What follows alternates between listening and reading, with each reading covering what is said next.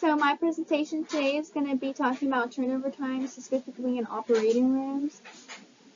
This is for the HPML 582 class, Managing Healthcare Quality and Improvement for fall of 2024. And my name is Meaghan Nichols, and I'm an MHA first-year student at WU. So I'm first going to talk about what turnover times are. I don't think it's really introduced a lot, but it is very substantial within a hospital or health facility. So I'm going to talk about why is this topic important to me. So I recently just had an internship at W Medicine Children's Hospital, and I actually got to go over turnover times for the Performance Excellence Department, and it really stood out to me as something that was really cool. But exactly what turnover times are is that, according to the Journal of Pediatric Surgery, turnover times are the interval between patient OR departure and arrival of subsequent patient.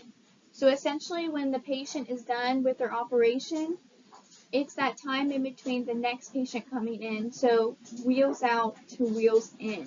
That's what it means by that.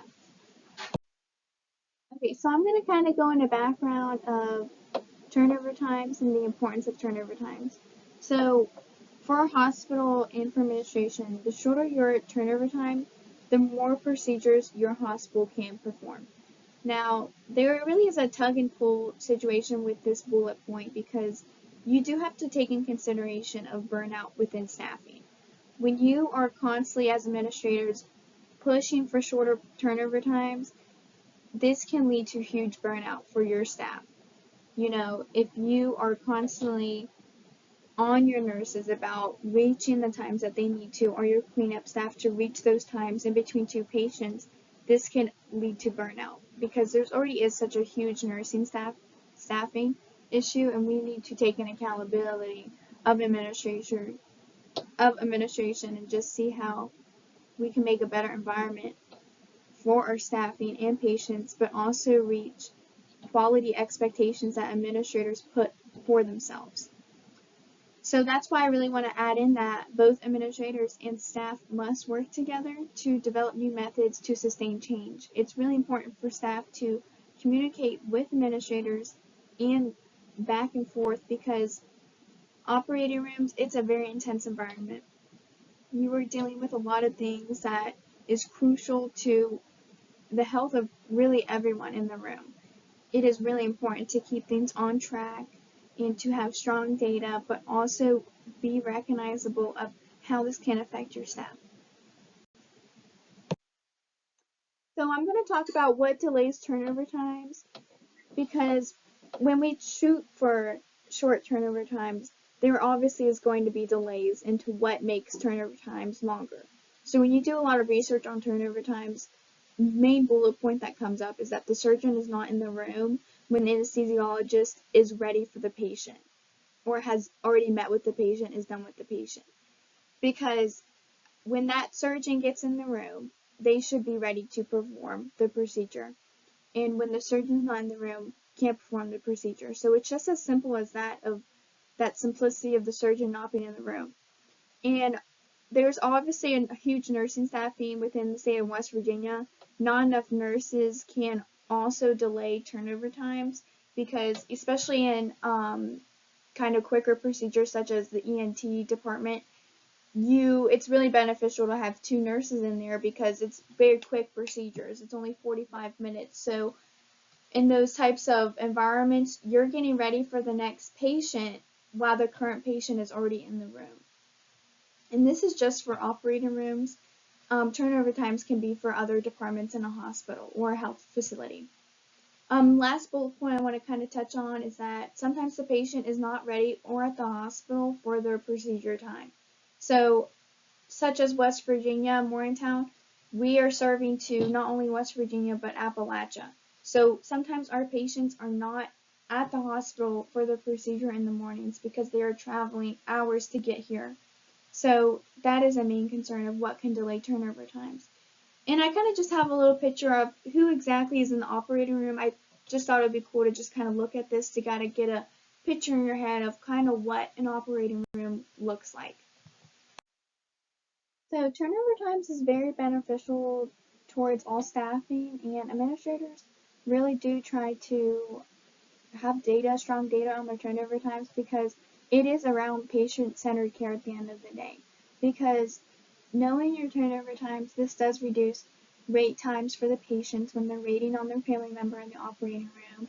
And this improves the access to care because once the operation is done, they can go back to their hospital bed and continue with the steps when they need to take after their operation.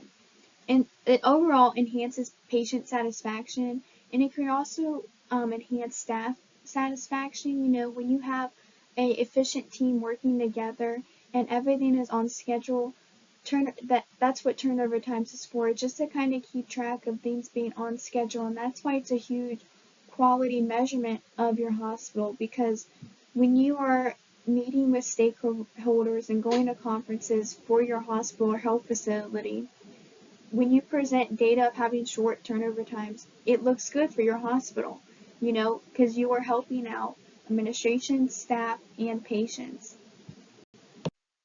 So now I'm going to kind of provide examples of how long turnover times are and kind of what departments are in operating rooms. So I have here on the first bullet points is that it's operating rooms kind of have multiple departments such as cardiac, orthopedic, neurology, ears, nose, and throat, also ENT, urology departments.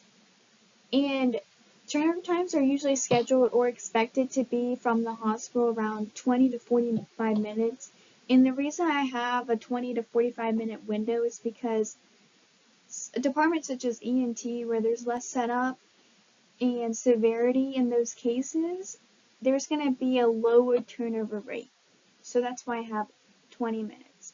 Because usually that's what the 20 minutes, that's how long ENT is for. But things such as cardiac, which could be heart surgeries, they could be around a 45-minute turnover rate because of the severity and how long cleanup is.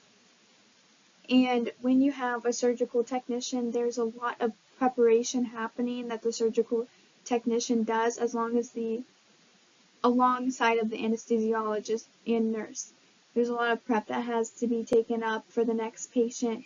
So there's just a lot more severity in cardiac, orthopedic, neurology, and urology. And there can be with ENT, but there's usually less turnover times within ENT department. So now I'm going to talk about the multiple choice question portion of the presentation. So I'm just going to ask the simple question of what is turnover times, because this is not a covered topic within the class. It's just something I wanted to cover on because of my experience with knowing turnover times.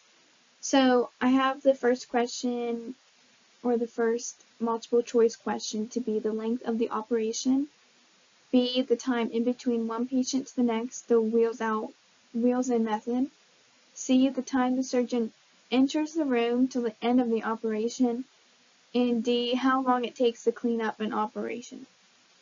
So the answer is obviously B, is the time in between one patient to the next. And it could kind of get confusing of, you know, turnover times being the length versus the time in between, because they kind of do coexist with one another. It's really important to know the length of the operation because that also is a quality measurement, but that's not what turnover times is. So turnover times is that, again, wheels out to wheels in method, meaning the wheels is just the bed of the patient's bed coming into the surgery room and then leaving the surgery room or operating room. So here's my last slide, my reference slide. I just want to thank everyone for taking their time out to look over my presentation, so thank you.